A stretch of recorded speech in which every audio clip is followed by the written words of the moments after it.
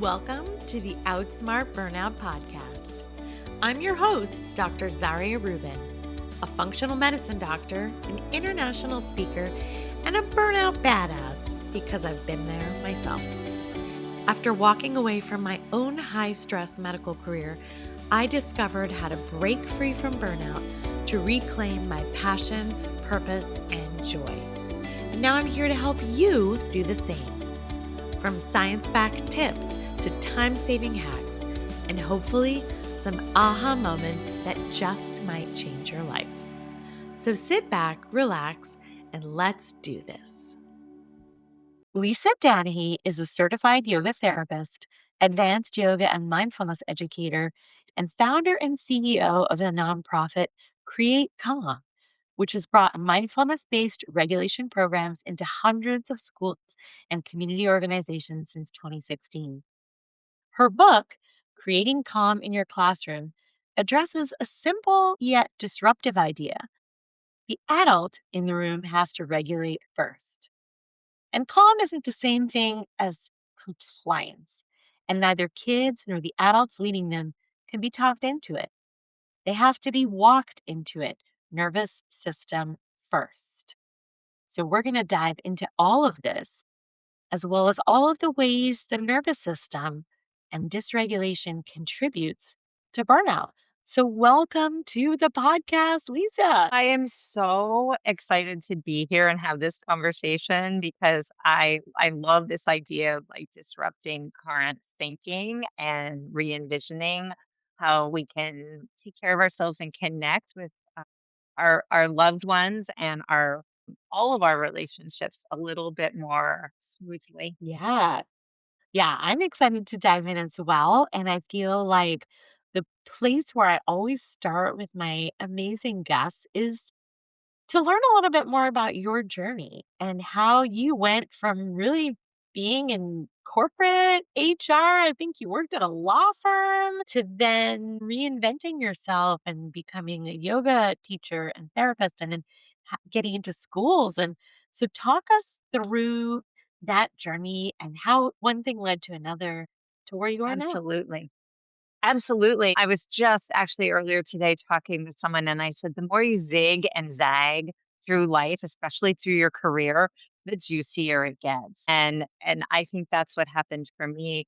I was pretty much your typical career person. I took on the role of working girl, right? And I was out there working long hours and contributing to corporate America the way I thought was best. Yes, I worked at a big law firm. There was a lot of pressure, um, and and it required a level of attentiveness that was always there, and I did not realize what a toll it was taking on me physically, mentally, emotionally, because I thought that the solution was just work harder, work longer, take on more of a workload.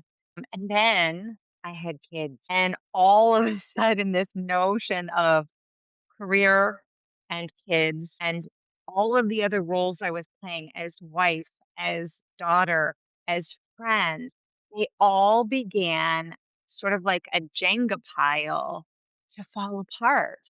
And I couldn't maintain that same level of attentiveness to that career, those kids, those relationships all at the same time. So I realized that something had to shift. So I made a decision to go into education and take my background in management and human resources and use it to support an educational system because I thought maybe if I can help to develop systems and curricula that focus on social emotional learning, if I can help develop these little ones, they won't get to where I am. And so spent 20 years running an early learning program. And in that time, I picked up personally a yoga practice. And it was so profound because it took me from externally aware to internally aware. And that shift was it really literally was life changing as I began to take these moments to move my body very physically in this yoga practice and then rest my body very substantially in this yoga practice and still my mind very substantially in this yoga practice. I started to wake up what I call the child in me, that really core essence of knowing how to be grounded, how to reconnect with myself. And so I brought yoga and mindfulness into my school in I think it was like 1997 or 8 or something like that, and had it there as an active part of our curriculum. And that was where it started as yoga classes for the children. And what I started to notice is we were connecting with the kids, but then they'd go back into their classrooms and none of the staff had really been participating or and when you talk about this notion of co-regulation starts with the adult, I realized these kids were coming back very regulated to an unregulated set of adults. So we started to build trainings and programs around working with the teachers, the parents, the adults, and teaching them how to regulate and understand their nervous systems, how to work with energy, the energy of what's in front of them and within them. And then from there, developed a really comprehensive program. And that was the core of my book. And so then I decided I wanted to share that more globally. So for the past 15 years, I've been working through my nonprofit to bring this kind of work into schools, into offices, into community groups, sharing with anybody who will take a moment and pause and consider how much power they have to control their experience and to feel better and more joyful than they've been feeling. Mm.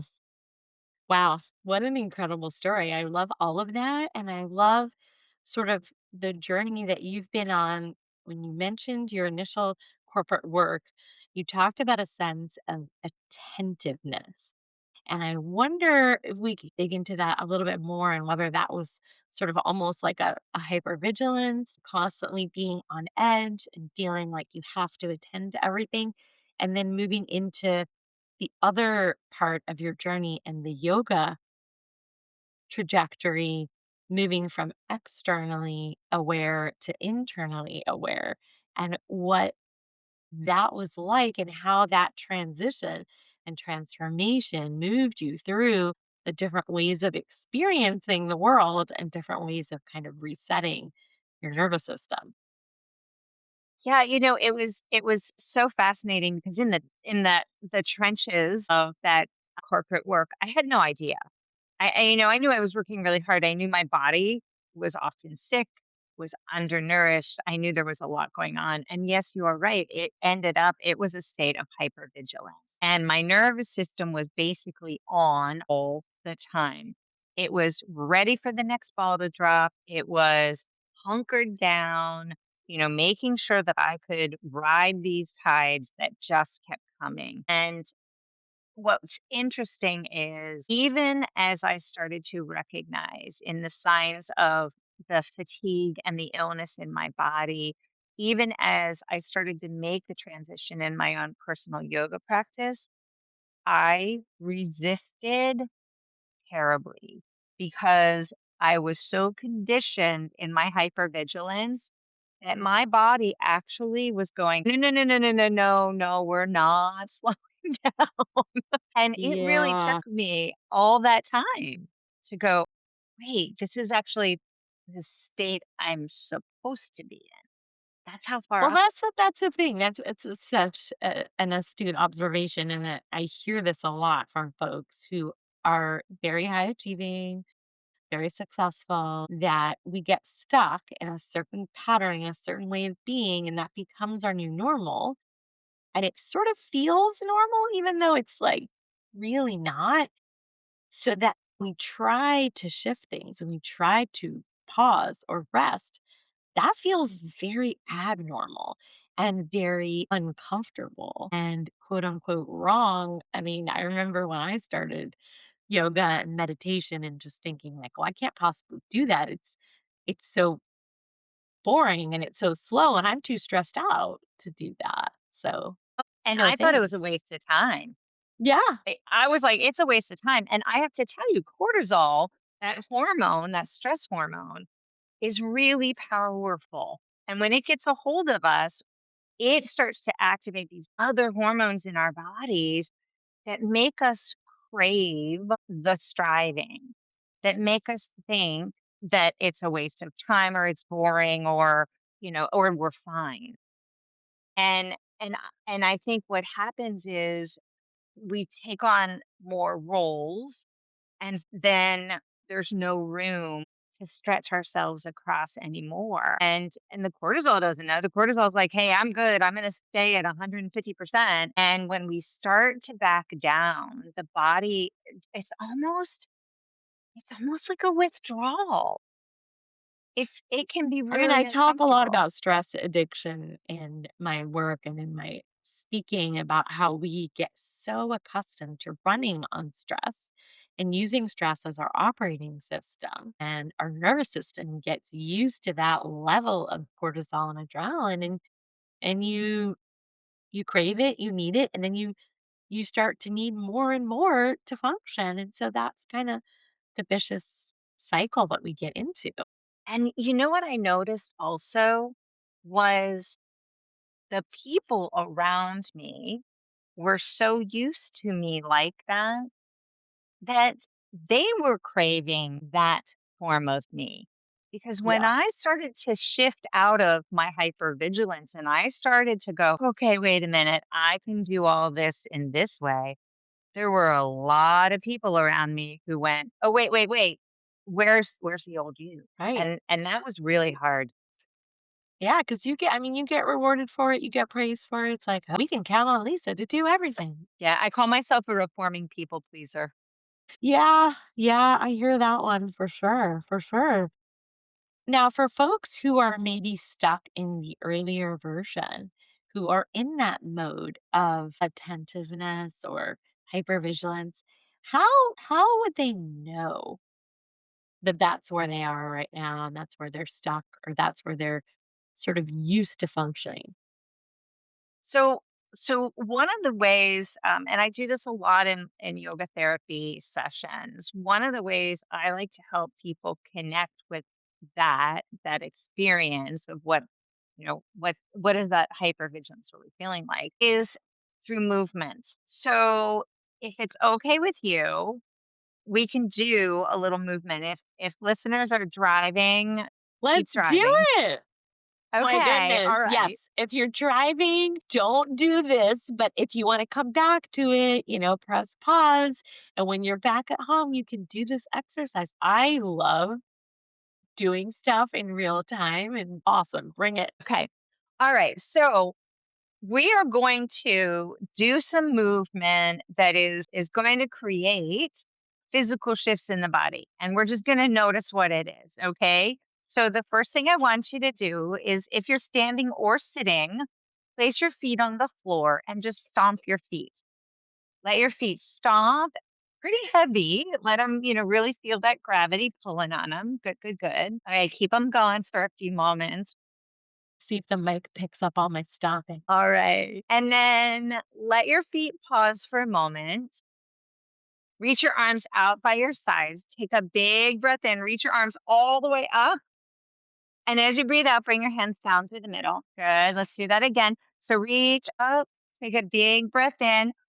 Bring your fingertips and palms together. Bring them right down that midline to in front of your heart. You can even look up at your fingers. Do that one more time. Big breath in. Breathe it out. Pause here and just take a few breaths and just notice your body and your breathing.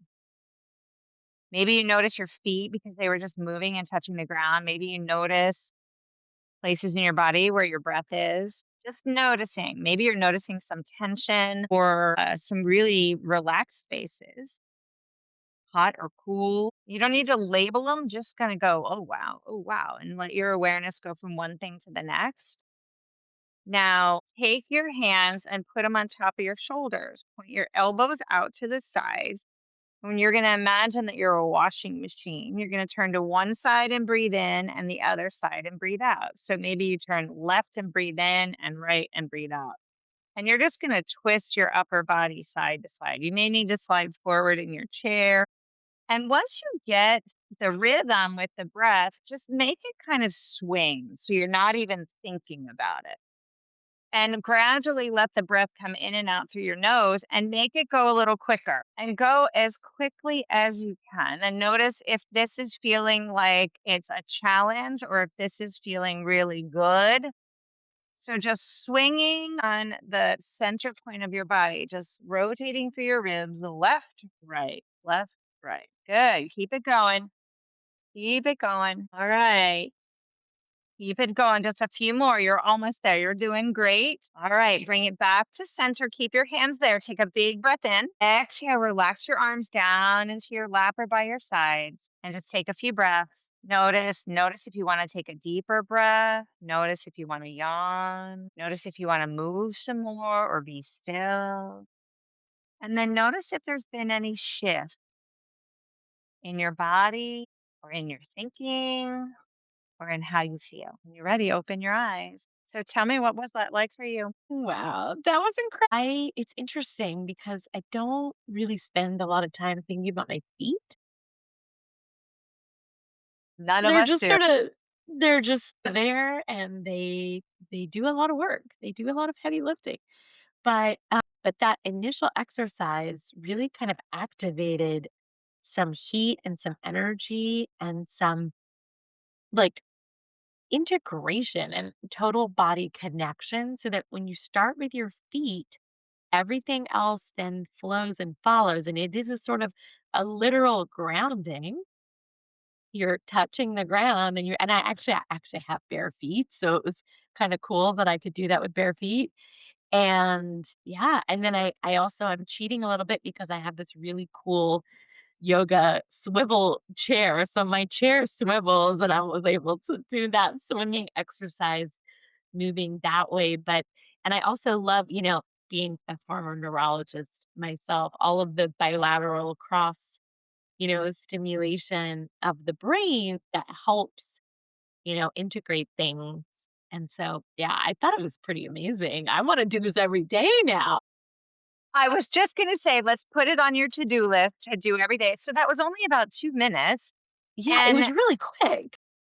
right. And so what we did was exactly what you said. We grounded through the feet. We literally created the grounding of our current, our electrical current, because we are electric beings. We are energetic beings. So we grounded the current and then we brought it up. We brought it up and out with that big, I call that balloon breath. And then we brought it right down in the midline so that we're connecting that left and right hemispheres of the body and the mind. And then the swinging is bringing us, like you said, bilaterally into those spaces so that when it ends, we have this kind of neutral space that we come back to. And from there, some folks may have gone, wow, my shoulders were definitely holding more than they are now, or my mind quieted because it's really hard to think and have thoughts that you can track when you're pivoting through the midline. When you're stomping your feet, it's really hard to think about, the to-do list. And so what we did was we gave your mind a little bit of a break and we let it be responsible for the rhythm and the breath and the sensations, and we brought you back into your body. And I think that's the first step to going, okay, so maybe I am in this space of hypervigilance. One of the most consistent things I find when I'm doing trainings and talking with people is this notion of I'm hypervigilant, so I need to be calm. Well, there's no way hypervigilance can cross a bridge to calm unless it has a Okay, partner of th movement. this is gold right here, okay? Because I think that that is often sort of a bridge too far, and people think they have to go from this really heightened state that is triggered and stressed and in high output mode and hypervigilant mode, and then it's like, "Okay, I need to calm down." It's not gonna work. No, and then the question too is, what is calm? Calm isn't sedated. Calm isn't submissive. Calm isn't suffocated. Calm isn't withdrawn. Calm is steady, confident, focused, aware, aligned, and super in your power. So my calm, I laugh all the time when people go, I just have to be zen. And I'm like, well, my zen is Yeah, joyful, you know? And exactly. and what I've done though is I've replaced the hypervigilance with appropriate movement of energy at at a space where it lets me playfully go higher and lower and get to where I want to be balanced. And that's where I need a lot of help going across that bridge. I need movement, I need breath, I need present moment awareness, and those are the friends that I need to make before I cross the bridge. And I need to meet up with them and start practicing with them, and then we hold hands and go across, and calm is easy to get to. Okay. All right. So I'm a big visualization analogy person. So I'm visualizing it as like two sides of a riverbank. And you've got this hypervigilant, sort of heightened nervous system staying on one side of the river. And then on the other side of the river is this more calm, regulated state. Now, you can't get across that river. I mean, because maybe there is no Current's too bridge. strong. The Yeah, current's too strong, the water's too deep, it's too cold, there's, I don't know, river sharks, I don't know. So you need to build that bridge or you need a sturdy boat and you need ways of getting across. And so you mentioned a couple of really good ones. So talk us through those again. You said one was movement, which we just did. We just did this kind of intentional movement. For folks at home who maybe don't have a yoga practice or they don't have an amazing guide with them, they could go for a walk or do some absolutely. form of exercise, right? So, movement, you Yeah. mentioned breath. Talk to us about that piece. So first of all, when we move, we breathe.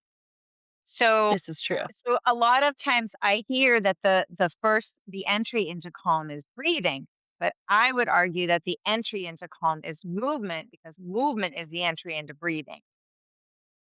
I have never met Hey. someone who, as I get them moving, their breath doesn't want to keep up, and their breath, and so what I like to do is movement that invites the breath. As we were doing this balloon breath, we were guiding it, but we stomped the feet.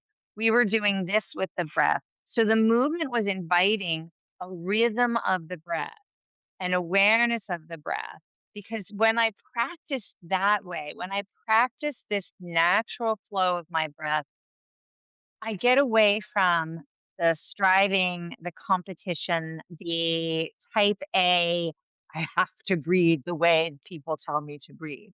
We invite it a little bit more naturally. But then once we've done that more and more, it's much easier to step into more structured breathing practices, counting the breath. If I have regularly practiced movement that engages my breath and I'm noticing my breath, then I can start to count, and I can count with a way that doesn't cause more friction, that doesn't cause more agitation, but actually lets me pattern it. And then once I do that, I then has started to practice the techniques to access my nervous system intentionally. And in the crisis moment, when I go back to my old way of hypervigilance, I then go, wait a minute, I have that breathing that I do that helps me feel really balanced, and I can activate it. So if I'm practicing it over here and more playfully, more curiously, then it becomes a resource that I can use later. Yeah, I always try to teach folks, let's build up the toolkit when we're in a more state of calm so that we can use it when we're in a more activated state. And it's not the time to learn or to practice. Practice when you're not stressed. Yeah. Okay, so that was number two. And then number three, you mentioned sort of attention, awareness, mindfulness, you might call it, to the present moment and your environment. Talk to us a little more about that. Yeah, so I remember one time I was leading a training for high school students who wanted to become yoga teachers, and the goal was to make them yoga teachers so they could come back into their communities and bring the tools. And I was talking about the notion of movement allows us to tap into the energy, and once we tap into the energy, I was teaching them something called the bell-shaped curve. We want to kind of connect with the energy and then ultimately let it get really high, let it get really low and play with it. And so as we were leading these yoga experiences, we did a lot of movement, we were doing some breathing, and then I had them rest and be still. And that rest becomes critical because that's the integrative space. That's the space where the body goes, whoa, okay, what was that? And the mind has kind of checked out already because of the movement and the breathing.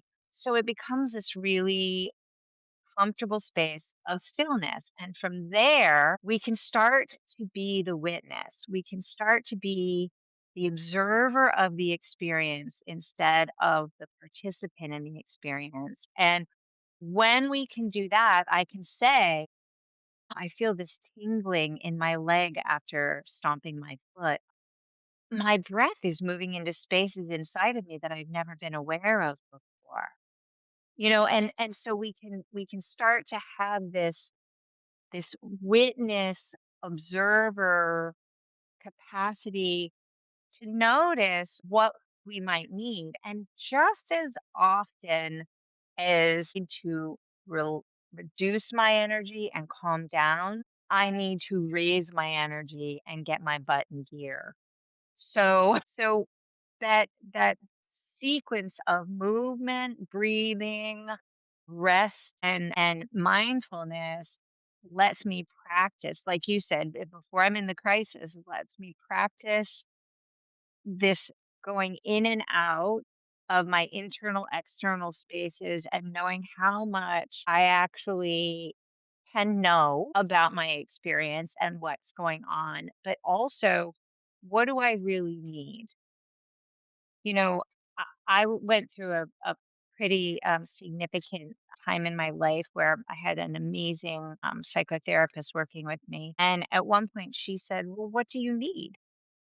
And I literally couldn't give her an answer because I was that Yeah. disconnected from how I was feeling, what I was doing. And so this process of yoga therapy, it's it works on all levels, the physical, the mental, the breath, the the values and beliefs, and it brings it all together in this space where you can be the witness, you can be the observer, and and then you make decisions. And once you make decisions, you know more about what you need. And then what's even more beautiful about that is you become accountable, and even as you become more vulnerable because you're more aware, you become accountable and more comfortable with where you are because you're not afraid of making decisions because you know your decisions are going to be right for you. Wow, it's a lot to sit with and think about. I think for a lot of us, I know for myself specifically at a certain time in my life, there was a lot of avoidance of that third stage of the getting to calm and getting to actually listen to what was going on in the mind because you don't necessarily want to confront any of that. And you're trying to avoid it with work and with constant doing rather than being. Because when you take that moment to pause and to be and to explore what's inside the mind, you actually have to confront and come to terms with things that maybe aren't so nice. Right. And it takes such courage to, instead of being looking at the outside for validation, to look at the inside. And when I was going through that time period, I remember having this realization that I spent most of my life value driven, but as I became more aware in that third space, I started to become value aligned internally. And I started to recognize where I could make changes and be accountable and be connected to my experiences to stay value aligned instead of externally driven to try to demonstrate my values in certain situations outside.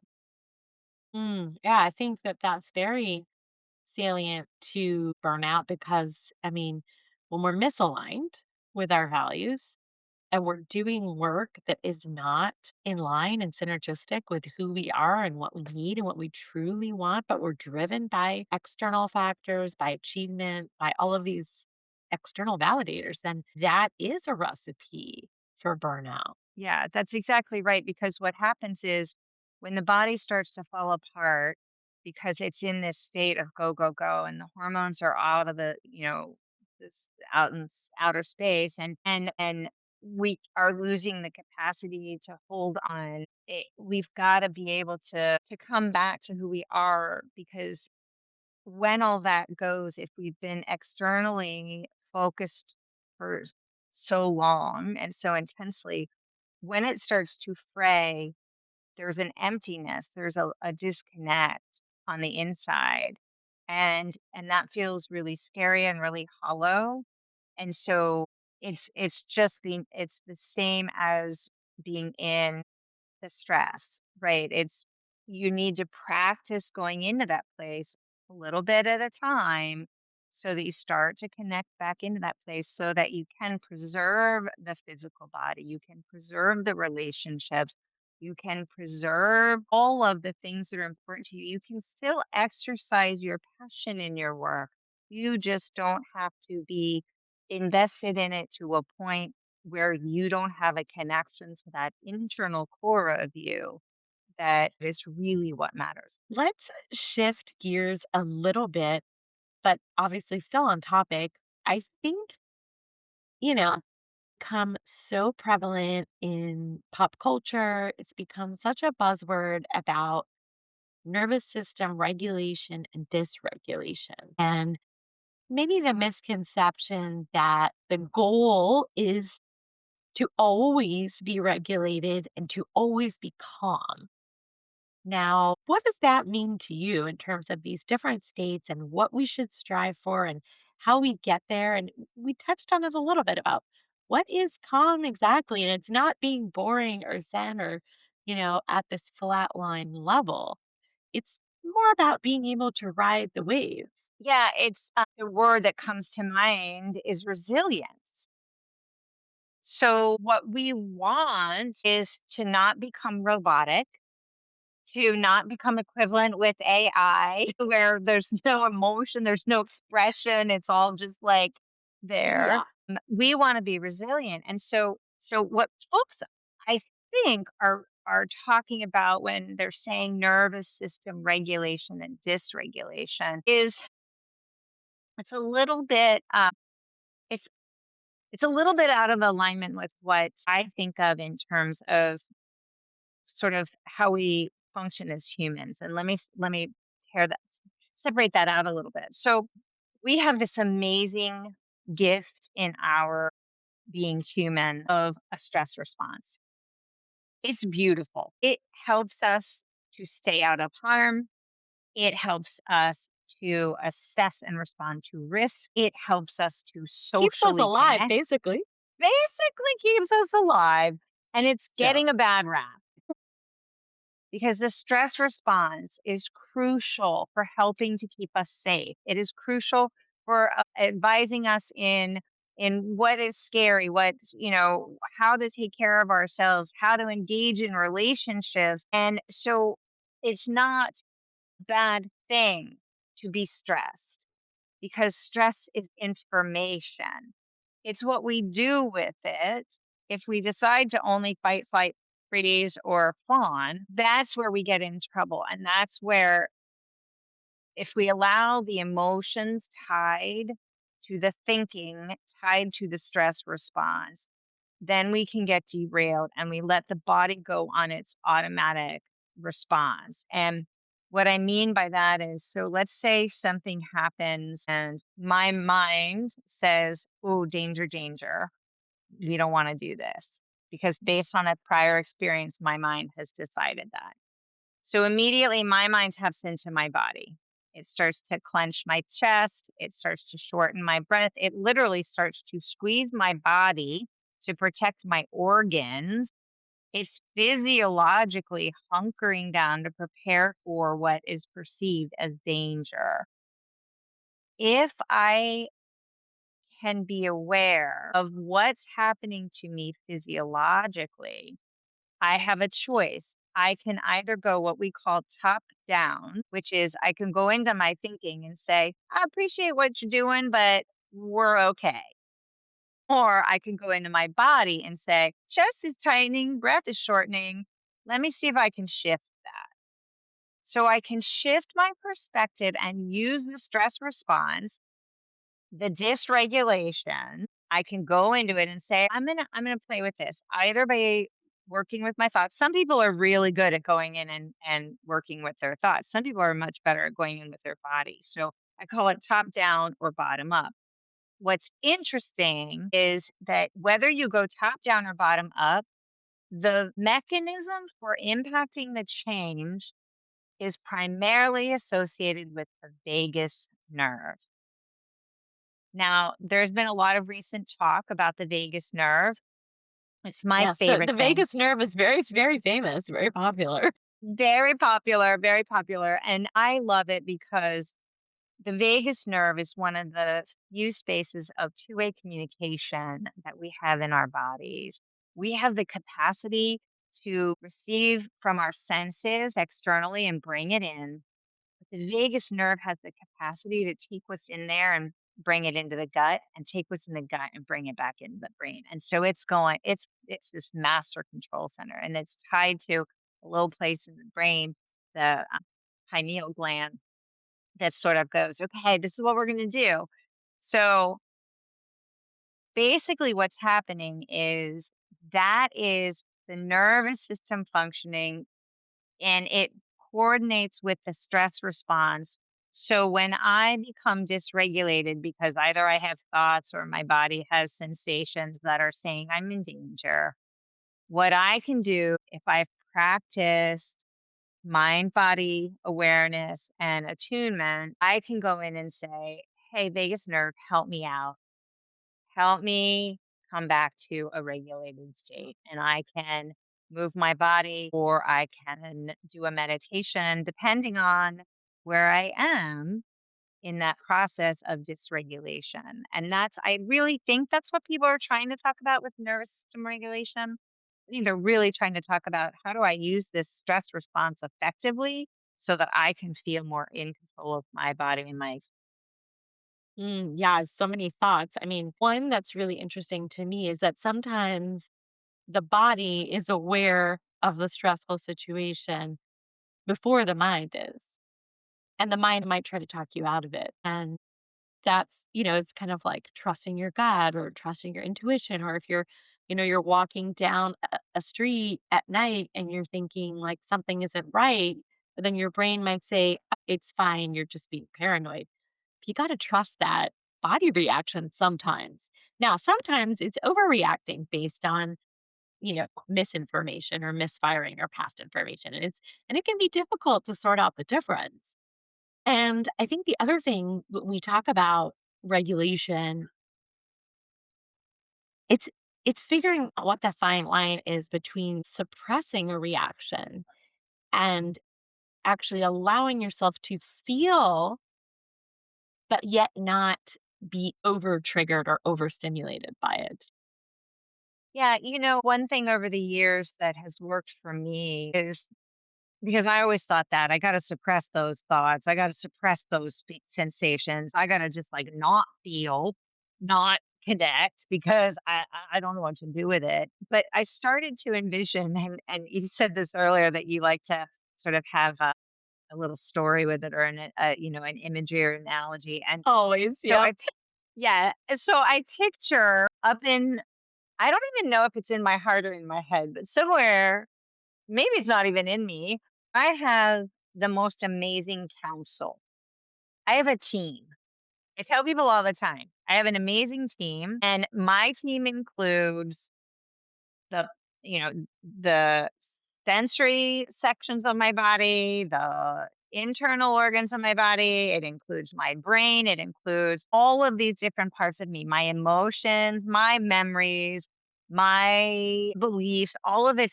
They all sit at a table and we all have regular conference calls, but they all have like the hotline to me and they can all directly call me. But what happens is in the past, they would call me and I'd go, okay, okay, okay, okay, I'll take care of it. Now I go, all right, let's work on that.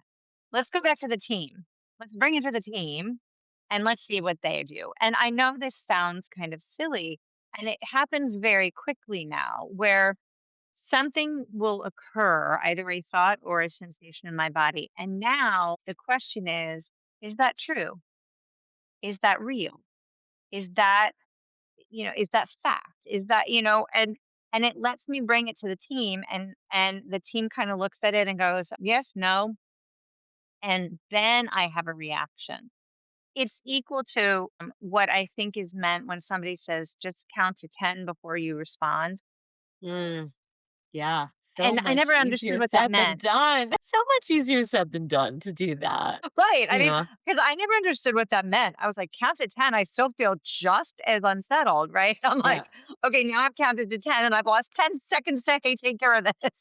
But I think Yeah. what It's they mean is pause, talk to your team, or whatever your way of packaging it is look inside or, just check in with yourself.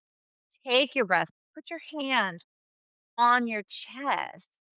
Rub your breastbone, feel your feet, mm, connect with yourself and take a breath. And then everything will be clearer. yeah, It it's won't be like easier. act instead of react.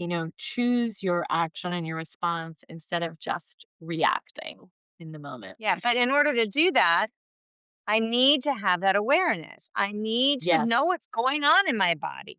I need to know what's going on in my thoughts and not suppress them, not ignore them, but say, I hear you. Thank you so much for thinking, brain. You are always thinking. I hear you. I think I'm okay. And I know that sounds to a lot of folks who don't do this regularly. It's like, well, that's ridiculous. I don't have time to do that. But if you practice it outside of the engagement, if you go to a quiet place and you move your body for 15 minutes and then you lay down for 3 minutes and then you sit, maybe you sit and listen to a song, a music, maybe you move your body a little more. When you do that over and over again, you start to build these patterns within you that let you say, I get it, I see it. I'm an observer now. I can choose in these experiences. Yes, that is ultimately the goal. Let's just talk for a brief moment about co regulation. And that is, when you're in the presence of another nervous system, whether that could be a partner, it could be a friend, a child, even an animal, and what that experience is like, positive and negative, depending on the type of nervous system that you're around. Yeah. So, not to get mired too much in the scientific weeds, but we have these things called mirror neurons. I was like, we're going to mirror neurons. The neurologist knows. Yes. I love it. So, mirror neurons, I think, are so amazing because they are these they offer a mechanism to our minds and bodies on how to belong, how to assimilate, how to connect. And we are wired to want to belong. And so, have you ever walked into a room where you're feeling really good and you're happy, you're confident, you're feeling light and you walk into the room and something else is happening there and there is a heaviness and there is tension and there Yeah. is like all kinds of stuff, but if you think about it, you have two choices. One is you go in and your mirror neurons, they see it and they say, we got to be like that. And that's when your nervous system starts to say, okay, well, let's tense those muscles. Let's shorten that breath. Let's get those thoughts, that critical mind in there, get that intellect there, trying to be like that. Or we go in and say, oh, this is interesting. This isn't what is aligned with me right now. And I feel pretty centered. So I'm going to try to offer their mirror neurons an experience. And I used to do this all the time in my preschool. I could walk by a classroom. I had this one little baby classroom that I remember. I walked past and I heard teachers yelling at each other, get so and so taught you to do this, and babies crying. And I walked through the doorway and all I did was this. I took a breath in and I exhaled and I did that 2 more times. And I just stood there. The babies were the first to shift because they're like little antenna. And they were like, oh, good, juicy stuff. That regulated me. That felt really good. Just the breath regulated them. So the babies started to calm down, to become regulated. The teachers noticed the shift in the babies. The babies regulated the teachers. And then I invited the teachers to do a little movement with me. And we all became co-regulated. And that was a moment where I could have walked in there and joined in the dysregulation. But because I had been practicing it and I could feel in my body that what I was walking into wasn't what was going to feel best for me, I became the the root of the regulation. I love that. I used to have a coach who would say, "Bring the weather." You know, Mm, you walk into yeah, a room, you can bring the weather. You can bring calm, sunshine, gentle breeze. You can bring, a thunderstorm or an earthquake, and if probably you yeah, want to bring yeah. the calm. And Yeah. and I love that because again, we need to get away from what's good and bad. The rain is really good. The sun is really good. Neither one of them is better or worse. It's just there's going to be repercussions depending on what weather shows up. Yeah. And Yeah. and so but I love that. I love that bring the weather. Yeah. Okay, well, I could talk to you for hours but we got to move on to our final segment of the show, which I call the rapid fire round, where I ask you just quick, short questions and you answer however you see fit. And yeah, so I was yoga nervous mat, about this, by the way. you were because you've listened to the show. There are some people who do. So I was There's like, some people oh my who gosh, are okay. scared. They don't like it. It's so fun though. You got this. You got this. Yoga mat, running shoes. Yoga mat. Yeah, of course, of course. Yeah, I used to Yeah. be a Yeah. runner and a yogi, and then it's like, I'm always gonna pick yoga mat too. Okay, Because I can run on my yoga mat. Sorry, go on. would you rather teach a room of toddlers or a room of executives? Toddlers. Love it. Best sound for calming down. Ocean, rain, white noise, silence, something else? That kinda Human like voice. white that way. Oh, the human Yeah. voice. The Oh, I human love that. shush. One signal your nervous system sends when it's had enough. I would say for me, I'm trying to phrase this in a way that It's okay. It's not a clean show, it's alright. the when my nervous system has had enough, I I Okay, yeah, like, but that happens when I notice if I start dropping things, I think like that's it. yeah, that just, like, that sort of clumsiness, that frenetic, frantic energy that you're trying to do too much. Totally, totally.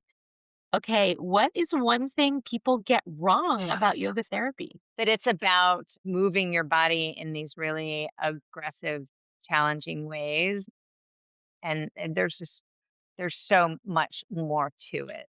than that. Favorite way to be silly on purpose? Shake my body and stick my tongue out and go, bleh. I love it. Okay. If every high achieving woman listening to this show today does one thing differently after listening to this conversation, what would you want it to be? Love yourself and find joy more often. Well, that is the perfect note to end on.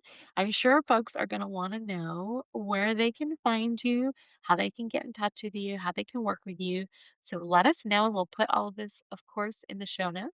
Absolutely. Find me at createcalm.org. Perfect. Easy, easy peasy. And I'm assuming that that will lead to all of your links and social media and all the things in your book. Perfect.